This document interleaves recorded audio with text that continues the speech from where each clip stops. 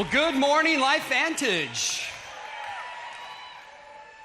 Honestly, I can't think of a better place to be than right here with the best people on the planet.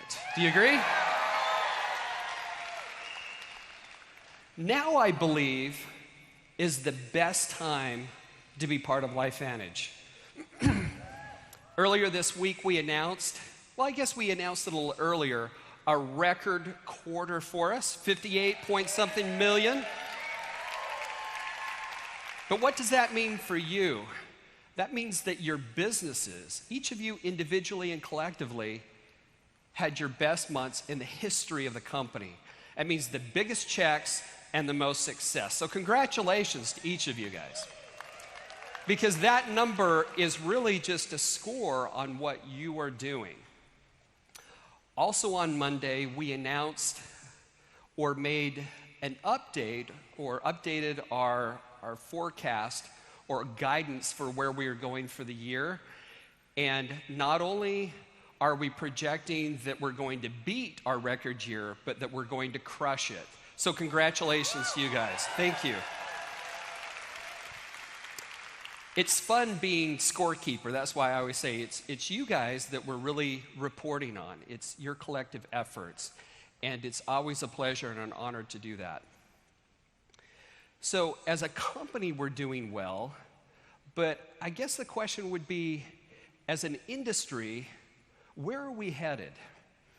And it's interesting to me because we have a number of members of our board of directors that are some pretty high-level people. One of them is Darwin Lewis, who was the Chief Customer Officer for SC Johnson. SC Johnson is, I don't even know how many billion, probably a $20 billion company. We have Vinayak Hedge, who is the Chief Marketing Officer for Airbnb. And actually, these two gentlemen are part of what we call the Strategic Planning Committee for the board. So I chair that committee, and then these two gentlemen are on it. And I get a chance to sit and talk to them quite a bit about where we see this industry as well as all business heading. And I believe that we're in a phase which I call the war of the side hustle, meaning that we're competing with multiple companies for the entrepreneurial activity of everyone. And I believe if there's going to be some disruption that comes into our industry, it's going to be from one of these, I call them blitz-scaling companies. These companies that have come in and grown very quickly.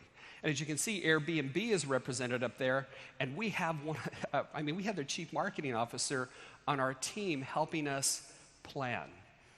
And so the other day, I was going to give a talk for the Direct Selling Association, so I gave him a call. Vinayak Hedge with Airbnb, and I started asking him a few questions.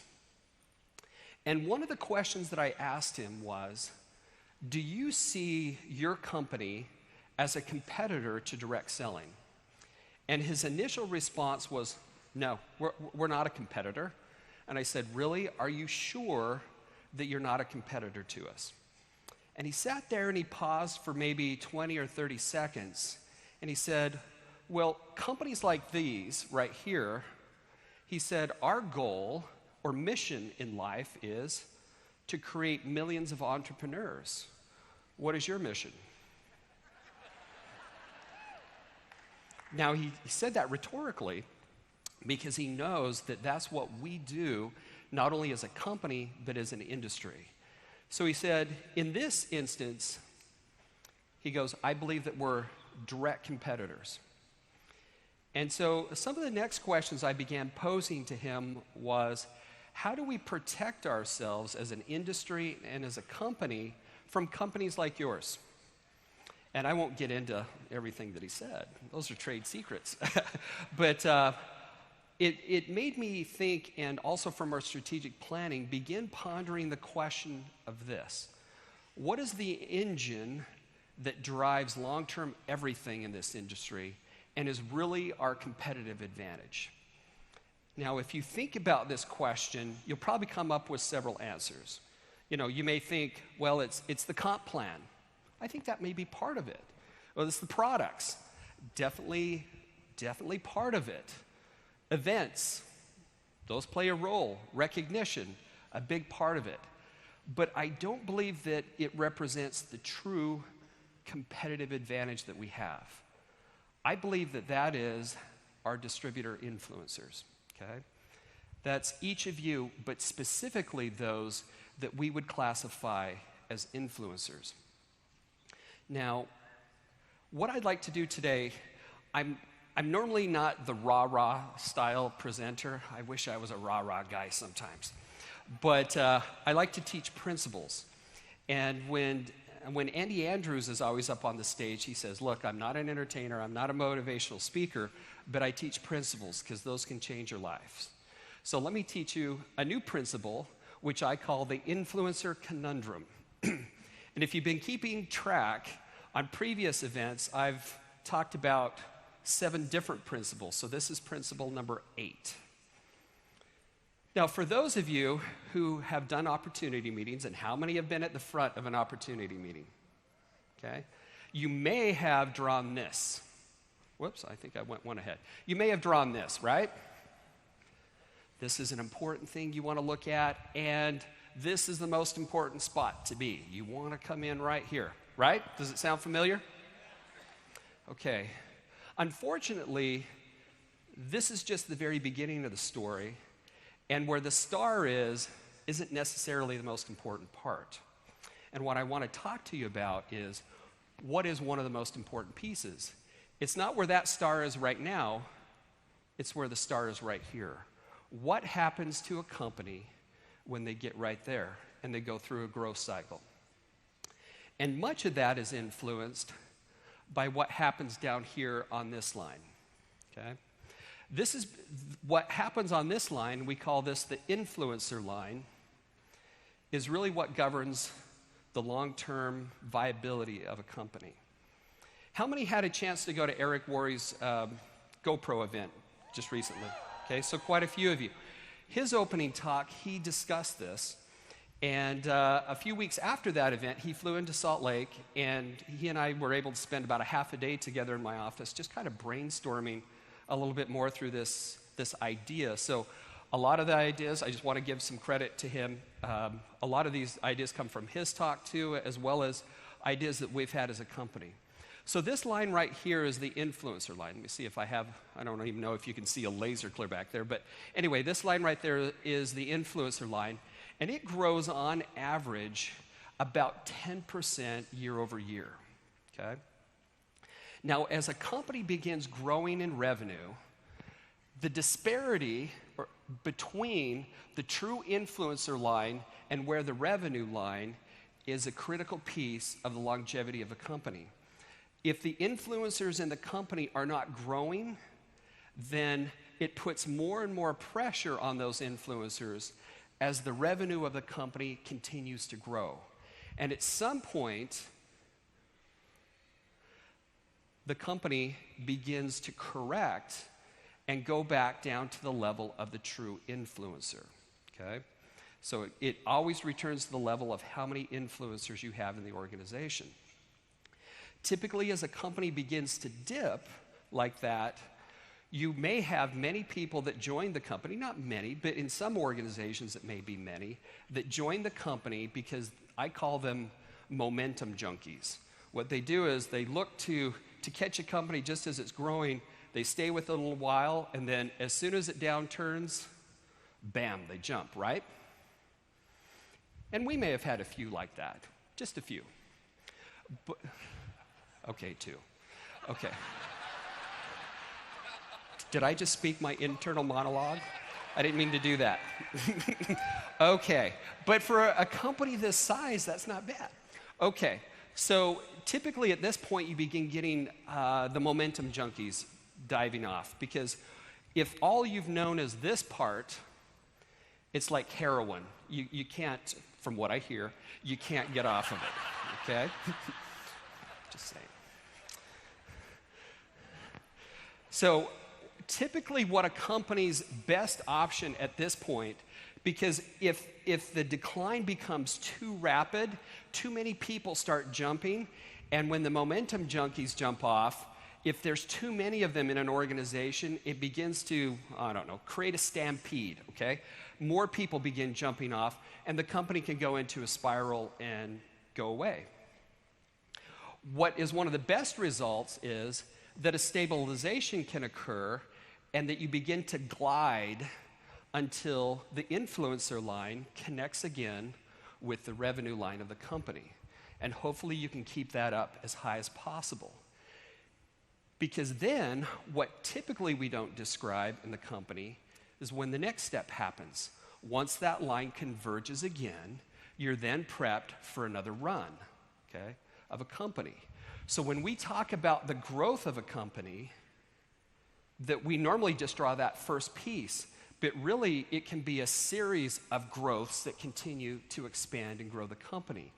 And as we talk about legacy companies are the ones that understand this process and continue to grow and go through multiple growth spurts throughout their life cycle, okay? Now, typically, this area of growth here lasts on average about 18 months. Now, it can last longer, it can last shorter than that, but on average, it's about 18 months. So let's look at LifeVantage. We began growing very rapidly. You know, we started late 2009, shot up to about 200 million, and then we got a little bit of a downturn. Why?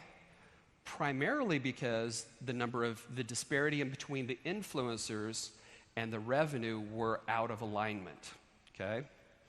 So normally around this time, when it starts dipping, if a company doesn't understand that it's a natural cycle, then all the bells and whistles goes off, red flags are flying, people say, we gotta change everything. The comp plan's bad, we need different products, change the management, you know, all of that happens. So most of that happened right here, and I came in around here, okay?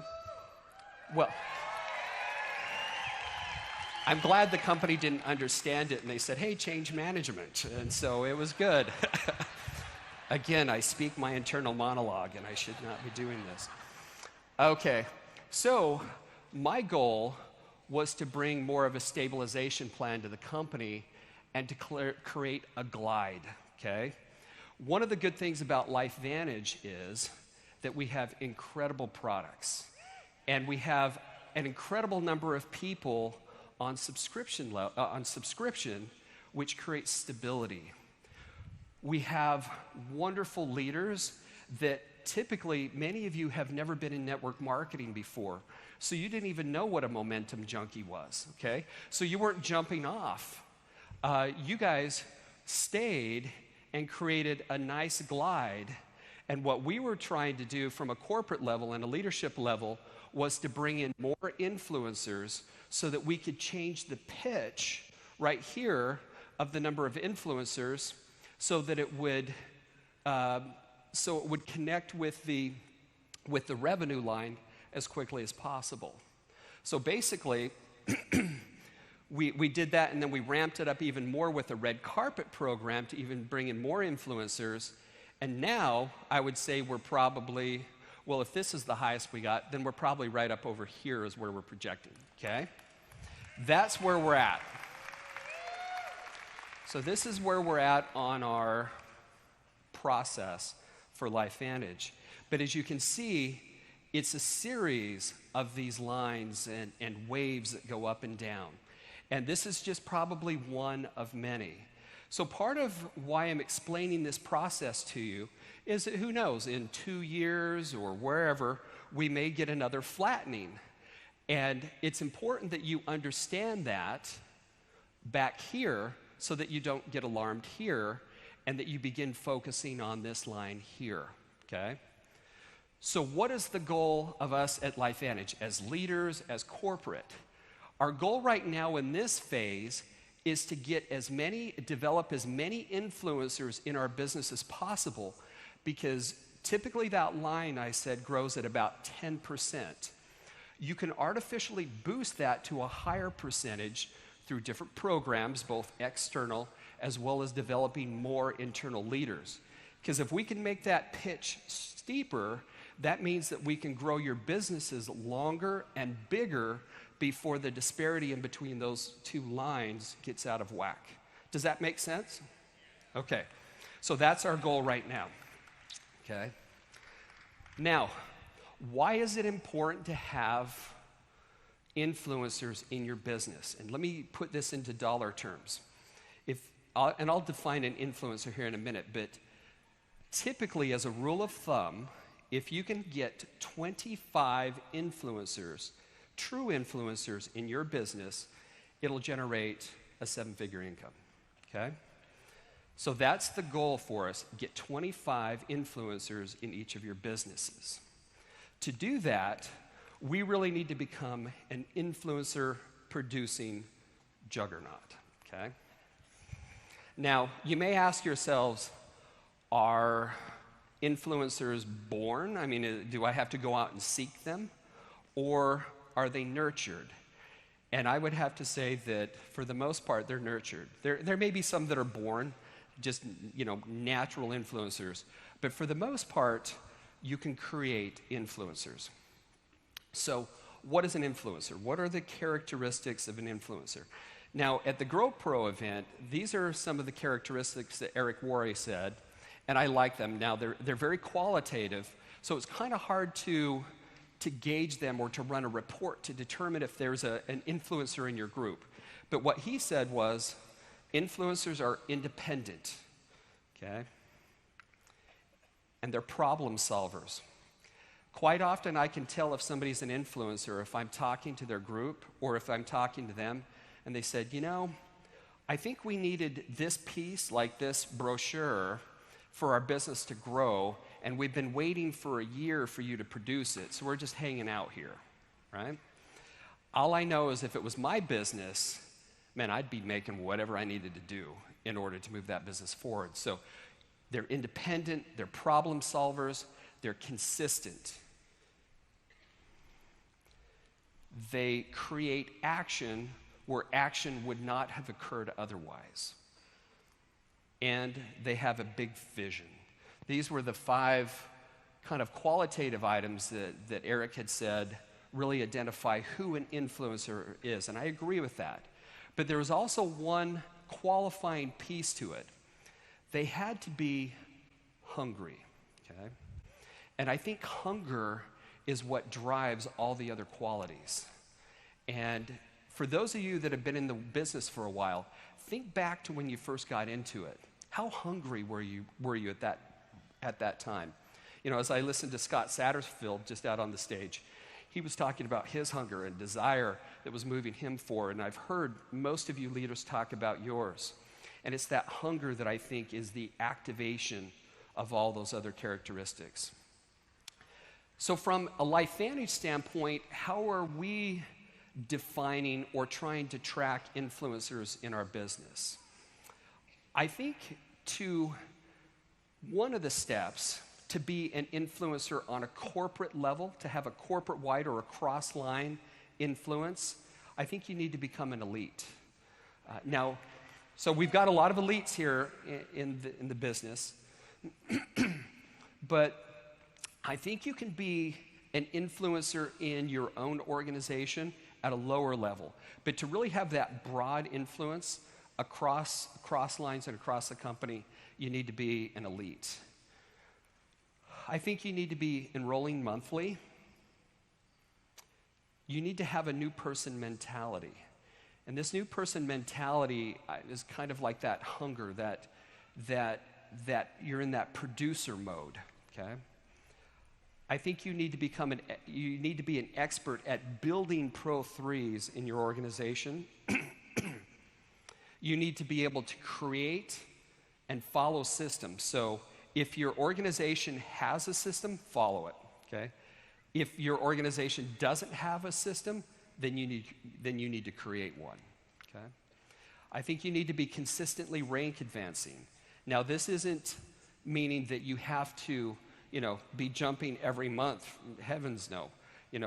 Justin was just giving some numbers yesterday to the elites, saying on average it's about 22 months to reach Pro 7. So, if you're working towards those ranks, it does take some time. I think they have to qualify for incentive trips. Incentive trip qualification is a huge indicator of, I think, an influencer. And then attend events, okay? Event attendance is non-negotiable. So these are some of the things that as a company, we are looking and developing systems to begin tracking and trying to identify who are true influencers in an organization. So as you think about the 5 that Eric gave of the characteristics and these, I think you need to pose to yourself the question, am I an influencer? And do I possess the characteristics that have been described? Okay. Was that Bert? If it was, you're loud, Bert. But, oh no, that was Bert over there. I recognize that voice. Okay. So, and then if you do have these characteristics, I think you need to ask yourself the question, am I hungry? Because I think a lot of us have the characteristics, but lack the hunger. And that may be dependent upon what phase of the business you're in right now. Now you may say, well, what do you mean what phase? Well, there are 4 phases or so to the distributor life cycle. And the first phase could be described as the producer mode. This is when you're early into the business, you're working, you're hungry, you're building, you're actively just outgrowing. And typically, again, as a rule of thumb, this lasts for about 3 years on average, okay? Then many people, now part of this is out of necessity, as their group grows, moves to manager mode. Now, I'm not saying you have to always stay in manager mode, but sometimes there's a balance in between producing and managing as your organization gets longer, as it gets bigger. Then, I believe, the third phase, and each one of these is one step removed from the producer phase, is the overseer, okay? You don't want to become the overseer of the managers of the producers, okay? Because it's just another phase away. And never, under any circumstances, do you want to become stage 4, which is the dreaded galactic overlord phase, okay? Then you're the overlord of the overseers, of the managers, of the producers, okay? Now, one thing that I always hear Marcel Niederhauser say, and I've been in a lot of meetings with him, when people say, well, I'm having a hard time with this or that, or my business is slowing down, he always says, well, go out and bring in 5 people. And it seems like an easy response, bring in 5. And what I think he's trying to say is, get out of galactic overlord and move into producer mode again, right? Because that's really what it is. Go out and bring in new people. That's the answer to many things, okay? So what I need you to ask yourself is, okay, so who on my team has these characteristics? Because again, they're very important because it can determine where your entire organization goes. And how can I identify them? Okay, so who on my team, and I want you to think about this, who on your team truly are influencers? And I need you to be honest with yourself because that's the first step. How many influencers do you truly have in your organization? And are they balanced? Are they all on one leg? Or are they kind of spread out? Because you want them kind of spread out. How can you identify them? Who are they? Because the goal, again, is to create 25. Because if we can create 25 in your organization, that can help you achieve a 7-figure income. So how do I become an influencer? Count the number that are in your organization, but you also need to be asking yourself the question, if I'm not an influencer, how can I become an influencer? Now, this idea or this concept of being an influencer is really what we're focusing on at this event. We want to help you both develop and become a true influencer. Now, you may ask yourself, okay, so how do I do that at this event? Well, I would say first, listen closely to the speakers, because each of the topics that we've set up for the leaders, most of them tie back in specifically to the idea of creating an influencer. For instance, let me go over some of the talks. We've got Rye Fry. Where's Rye? Okay, I heard a woo back there. He's talking about how influencers build with purpose. We've got Kai Hayes. Kai? She's talking about breaking through barriers, the influencer mindset. Bob Wagner is talking about the importance of staying new. Now, for him, the importance of staying new is staying in producer mode. That's what he's going to talk about. And Bob's been in the business 27 years, and he's in producer mode, okay? So probably not anybody better to talk about that subject than him. Jenny Crane, Scott Satterfield are covering how influencers present, okay? Tim Cox and Brandon Cunningham, developing influencers, growing from manager to leader, okay? Rachel Jackson and Kim Kubinski, becoming a social media influencer. That ought to be a really great one. We've got Tracy and Russell Blanche and Michelle Poe, influencers and the art of promoting. See how many more I got? Cassie Teal and Fred Graves, launching your business as an influencer. Are you getting the pattern here? A lot of influencers here. Brian and Holly Highfield and Everett Schilling. And by the way, when Everett gets up on stage, you're going to think, who is that guy? He's lost a ton of weight. Congratulations, Everett. Back to the basics, creating and following systems, very important. So, developing influencers, that is the key, because we want that line, again, that influencer line, as steep as possible, and we want it growing as long as possible so that we can keep the revenue, which is really the amount of volume going through the system, going as long and as high as possible. Because unfortunately in this industry, too many people simply survive. And our goal is that we want you to thrive, okay? And it's really a blessing to me and all of our corporate staff to be your business partners on your road to success and helping you thrive. So thank you very much and enjoy the rest of the event. Thank you.